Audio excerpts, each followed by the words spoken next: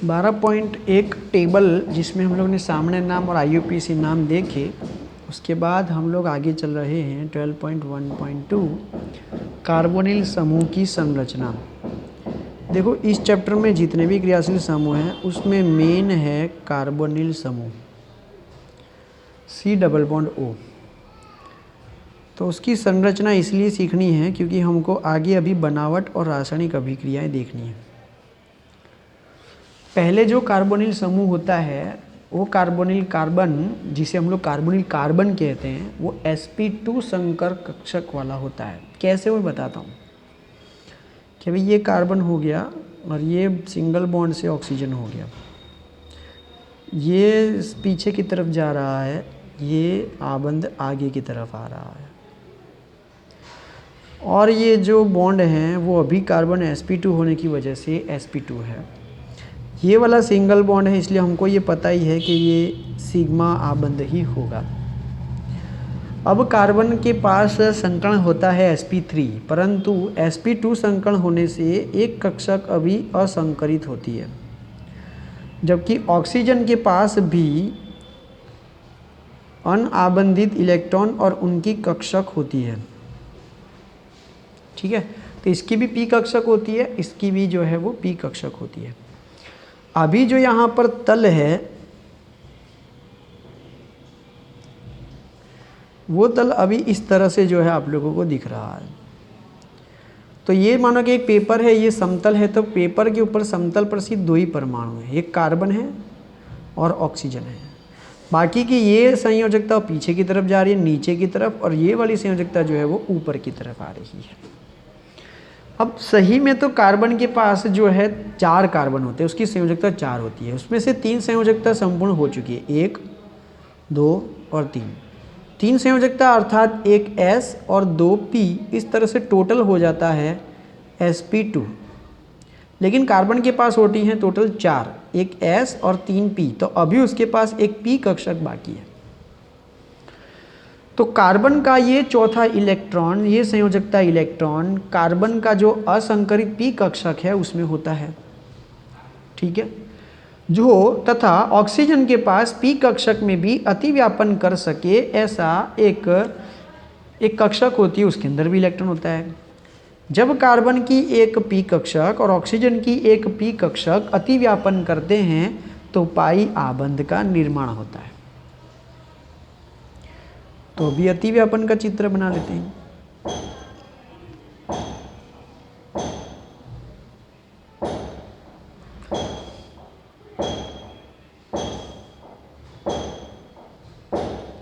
ये अतिव्यापन हो गया है। अभी जो है आबंध, पाई आबंध का निर्माण हो गया है। इसके अतिरिक्त ऑक्सीजन परमाणु पर 2 अनाबंधी इलेक्ट्रॉन युगल उपस्थित है। ये रहे एक अनाबंधित और ये दूसरा अनाबंधित इलेक्ट्रॉन युग्म। इस प्रकार कार्बनिक समूह का कार्बन तथा इससे आबंधित 3 परमाणु एक ही तल में होते हैं एवं पाई इलेक्ट्रॉन अभ्र इस तल के ऊपर एवं नीचे होता है। तो अभी अगर मानो कि इसको एक ही तल माने तो पाई आबंध का एक क्लाउड ऊपर है और दूसरा क्लाउड नीचे है। बंधक कोण हमेशा जो है 120 डिग्री का रहेगा और इससे इसका आकार समतलीय त्रिकोणीय होगा। तो आबंध कोण, प्रत्येक का आबंध कोण कितना रहेगा? 120, और इस तरह से इसका आकार कैसा रहेगा? समतलीय त्रिकोणीय। हम लोग अभी कार्बोनिल समूह की जो है ये संरचना सीख रहे हैं। संरचना में ये पता चला कि प्रत्येक अणु परमाणु के बीच में 120 डिग्री है और ये समतलीय त्रिकोण होता है। कार्बन sp2 संकरण वाला होता है और फिर जब बंध बन जाएगा तो वो डबल बॉन्ड हो जाता है। ठीक है, तो आगे चल के अगर ये समतल को ऐसा बनाया जाए तो ये कार्बन डबल बॉन्ड ऑक्सीजन हो जाता है, ये नीचे की तरफ जाता है और ये ऊपर की तरफ आता है, और इसमें प्रत्येक जो है आबंध कोण वो 120 डिग्री का होता है। कार्बन की अपेक्षा ऑक्सीजन की विद्युतात्मकता उच्च होने के कारण कार्बन ऑक्सीजन द्विक आबंध ध्रुवित होता है। स्वाभाविक है कि अगर हमारे पास कार्बोनिल कार्बन है तो 2 प्रकार के परमाणु हैं, कार्बन और ऑक्सीजन। प्रकार भिन्न होने की वजह से विद्युत ऋणता में अंतर होगा, कोई एक अधिक विद्युत ऋण होगा, कोई कम होगा। ऑक्सीजन अधिक विद्युत ऋण होता है और कार्बन जो है वो कम विद्युत ऋण होता है। इसीलिए जब भविष्य में इलेक्ट्रॉन या दोनों परमाणु अलग होने की कोशिश करेंगे तो ऑक्सीजन इलेक्ट्रॉन प्राप्त करके नेगेटिव हो जाएगा और कार्बन इलेक्ट्रॉन खोकर पॉजिटिव हो जाएगा। अर्थात कार्बोनिल समूह का कार्बन एक इलेक्ट्रॉन रागी अर्थात लुईस एसिड केंद्र है और कार्बोनिल ऑक्सीजन एक नाभिक रागी अर्थात लुईस क्षारक केंद्र होता है। ठीक है, तो लुईस एसिड किसे कहते हैं? जो इलेक्ट्रॉन दान करने का जो है वो रखता हो और जो इलेक्ट्रॉन प्राप्त रखता हो वो क्या होगा? लुईस क्षारक।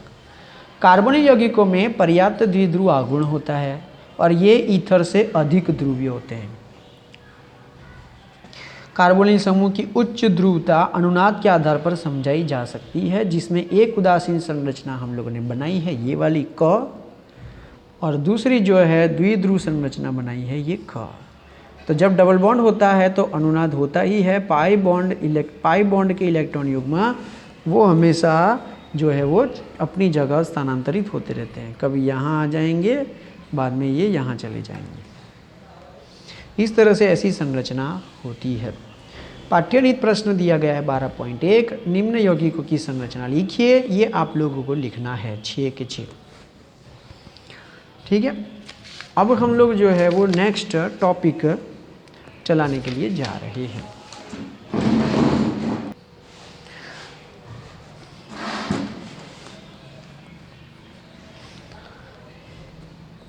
चलो, नेक्स्ट टॉपिक है 12.2, एल्डिहाइड और कीटोनों का विरचन। उसमें 12.2.1 वही लिखना है, एल्डिहाइड और कीटोनों का विरचन। ठीक है, उसमें पहला है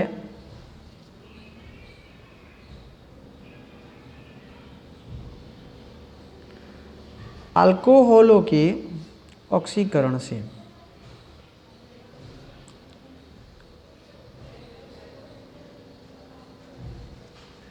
एल्डिहाइड एवं कीटोन क्रमशः प्राथमिक एवं द्वितीयक अल्कोहल के ऑक्सीकरण से बनाए जाते हैं, जिसमें हम लोगों ने चैप्टर 11 में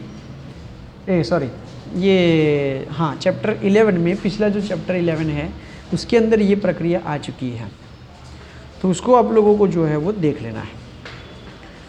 नेक्स्ट है कि उसमें ऐसा प्रश्न था कि एल्डिहाइड की बनावट और कीटोन की जो है बनावट, और उसमें था ना वो प्रक्रिया थी कि जिसमें हम लोगों ने जो है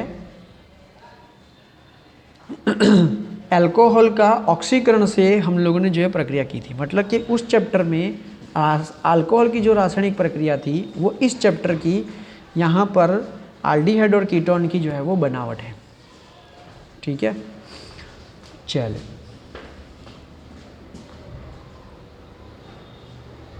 अल्कोहलों के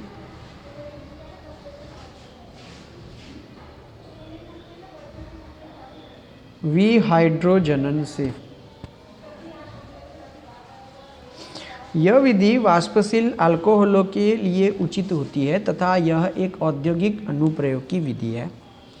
इस विधि में अल्कोहल के वाष्प को तप्त भारी धातु उत्प्रेरक सिल्वर अथवा कॉपर के ऊपर से प्रवाहित करते हैं, जिसके फलस्वरूप प्राथमिक व द्वितीयक अल्कोहल क्रमशः एल्डिहाइड व कीटोन देते हैं।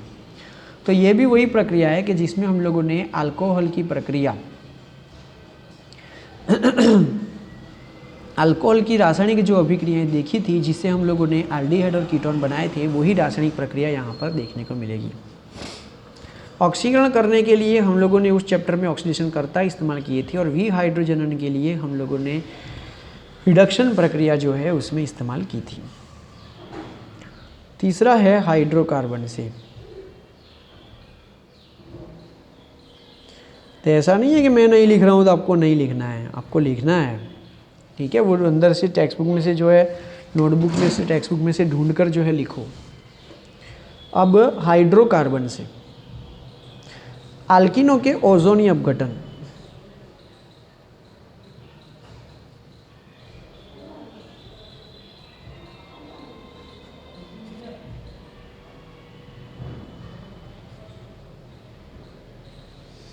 अल्किन के ओजोनी अपघटन से भी हम लोग जो है वो कीटोन और मतलब अल्डिहाइड और कीटोन जो है वो बना सकते हैं। जैसा कि हम जानते हैं कि अल्किनों की ओजोनी अपघटन के पश्चात प्राप्त उत्पाद की जिंक धूल व जल के साथ अभिक्रिया द्वारा अल्डिहाइड या कीटोन अथवा दोनों का मिश्रण प्राप्त होता है, जो अल्किन में उपस्थित प्रतिस्थापन के प्रकार पर निर्भर करता है।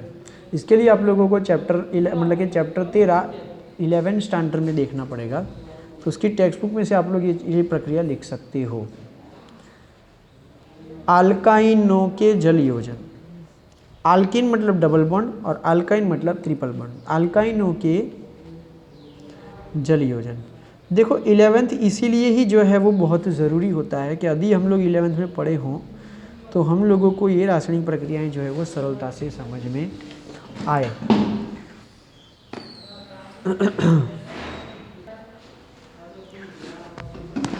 इसकी जो है ना, मैं रेफरेंस बुक में से एक फ़ोटो आप लोगों के लिए रख दूंगा, तो वो जो है आप लोग देख लेना।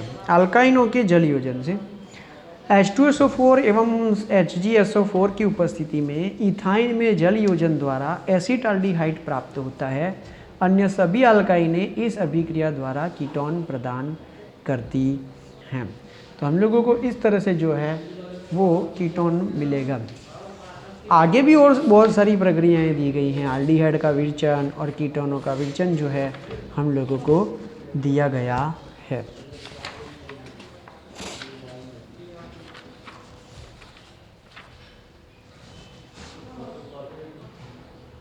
चलो हम लोग इसको एक एक करके चला देते हैं। पहला, अल्कोहल के ऑक्सीकरण से उसमें प्रक्रिया दी गई है कि RCHHOH ऑक्सीकरण करने के लिए हमको ऑक्सीडेशन करता चाहिए, इसलिए हम लोग लेंगे तनु ऑक्सीकारक।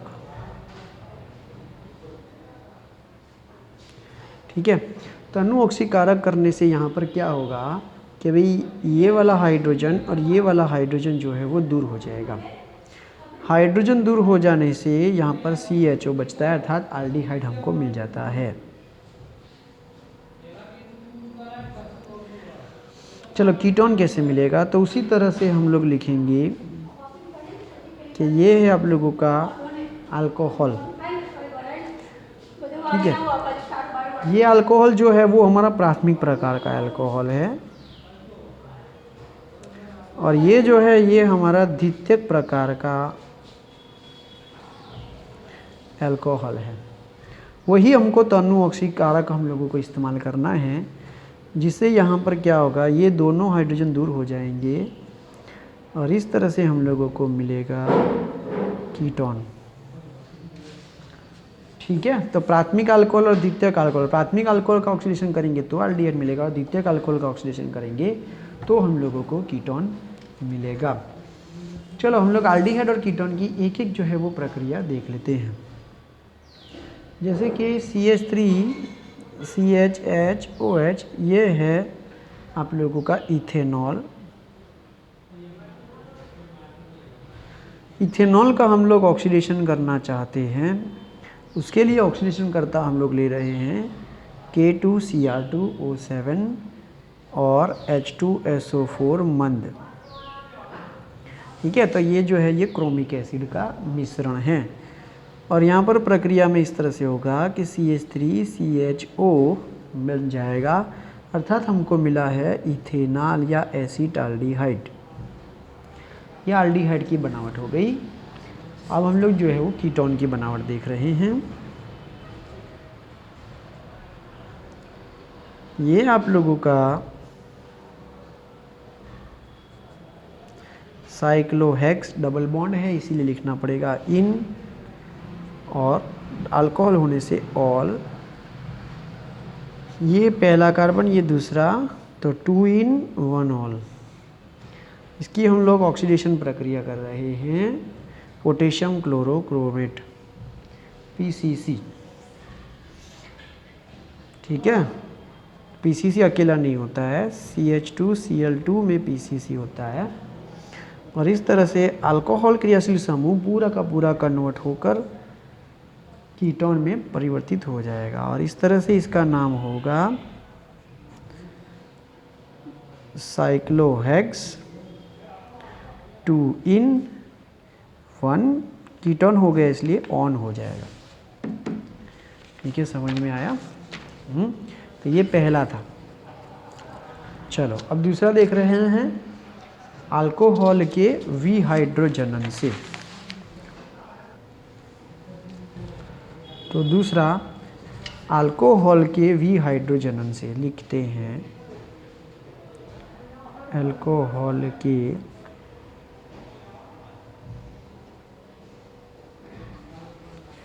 विहाइड्रोजनन से। प्रक्रिया में ऐसी होगी कि एल्डिहाइड और कीटोन कैसे मिलेगा। तो पहले मैं एल्डिहाइड की बताता हूँ।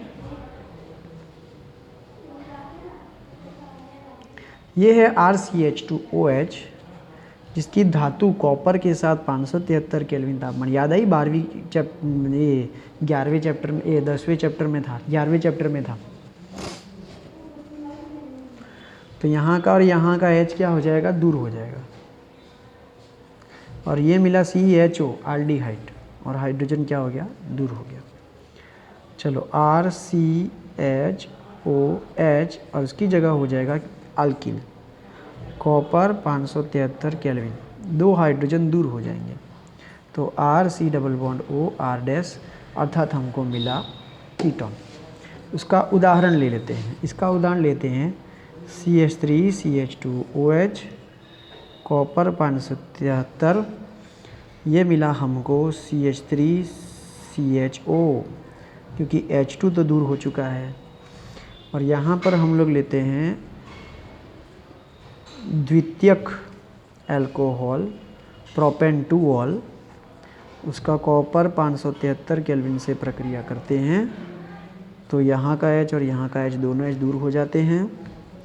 तो मिलेगा CCH3⋯O प्रोपेनॉन।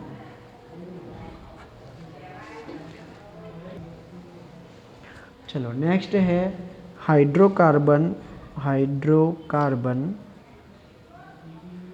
यौगिकों में से, जिसका हम लोगों ने क्या किया था, ओजोनोलिसिस। ठीक है ना, हम लोगों ने यहाँ पे लिखा ना हाइड्रोकार्बन से, तो अल्किनों के ओजोनी अपघटन से। तो पहला है अल्किनों के ओजोनोलिसिस। तो यहाँ पर ओजोन हम लोग लाएंगे। तो पहले अल्किन लिखते हैं हम लोग। अल्किन में लिखते हैं CH2 ओजोन लिसिस है इसलिए ओजोन लेना पड़ेगा O3। तो प्रक्रिया में हो सका, इस कार्बन पर 2 हाइड्रोजन हैं, इस कार्बन पर भी 2 हाइड्रोजन हैं। तो ये जो डबल बॉन्ड है ना, वो ब्रेक हो जाता है। ऐसे ऐसे संयोजकता खुल जाती है, आधी संयोजकता आधी संयोजकता।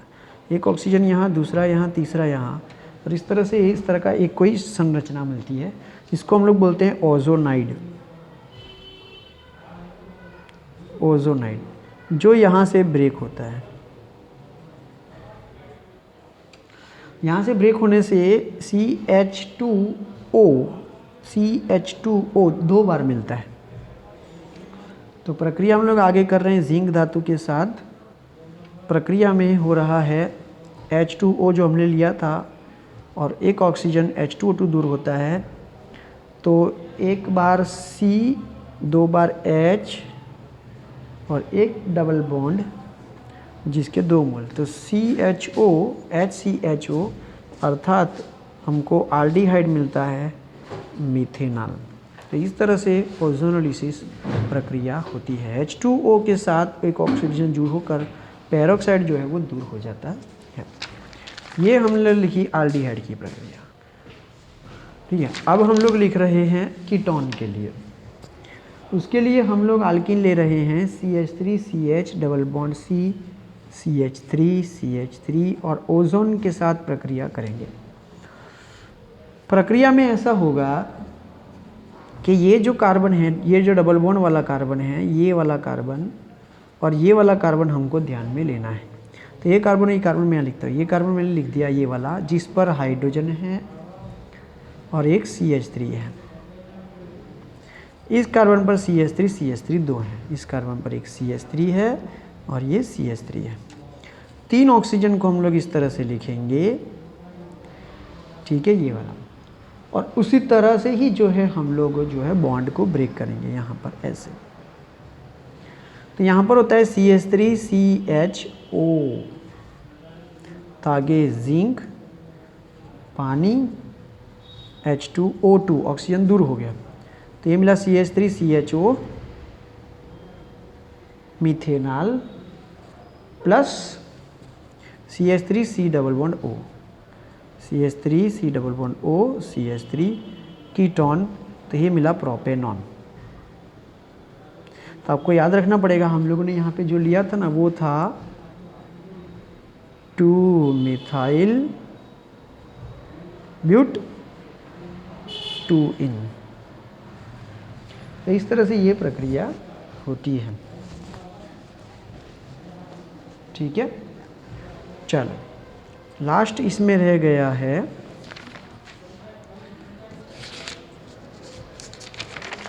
अल्काइनों के जल योजन से, दूसरे नंबर का।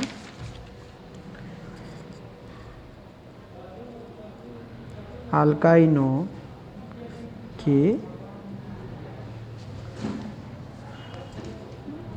जल योजन द्वारा।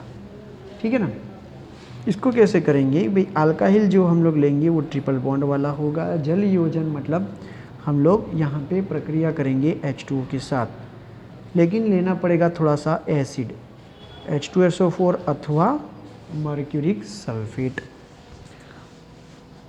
प्रक्रिया में ऐसा होगा कि दोनों जो है जल योजन मतलब कि पानी का अणु जुड़ जाना, कि दोनों कार्बन है यहाँ पर हाइड्रोजन और ये हाइड्रोजन। अब यहाँ पर जो ट्रिपल बॉन्ड है उसमें से रह जाएगा सिंगल बॉन्ड, तो एक डबल बॉन्ड टूटकर इस तरह से खुलेगा, दूसरा डबल बॉन्ड खुलेगा नीचे का, तो इस तरह से संयोजकता खुलेगी। ठीक है, तो दोनों संयोजकता पर हम लोगों को H2O, 3 चीज़ें हम लोगों को रखनी हैं। ठीक है, अब एक संयोजकता, ये वाली जो संयोजकता है इसको 2 करके यहाँ पर कर देंगे और इस तरह से ये हो जाएगा CHO। तो 2 कार्बन वाला एल्डिहाइड इसे कहते हैं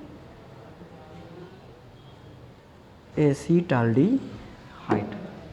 एक और प्रक्रिया देखकर हम लोग जो है इसको समझ सकते हैं कि भाई अगर ये सम्मित है तो सम्मित से ही हम लोगों को एल्डिहाइड मिलेगा, लेकिन अगर हम लोग असम्मित लें,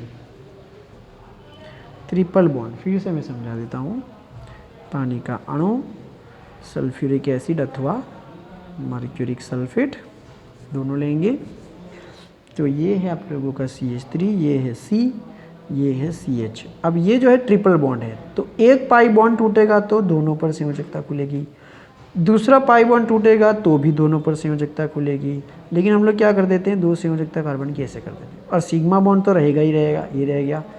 2 पानी, 2 हाइड्रोजन यहाँ जुड़ जाएंगे, 1 ऑक्सीजन जो है यहाँ जुड़ जाएगा, और इस तरह से हम लोगों को मिलेगा CH3CO CH3, और ये मिला कीटोन, और ये है आप लोगों का प्रोपेनॉन।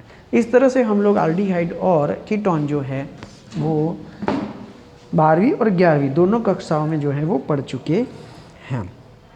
अब मिलेंगे हम लोग नेक्स्ट वीडियो में नेक्स्ट टॉपिक के साथ।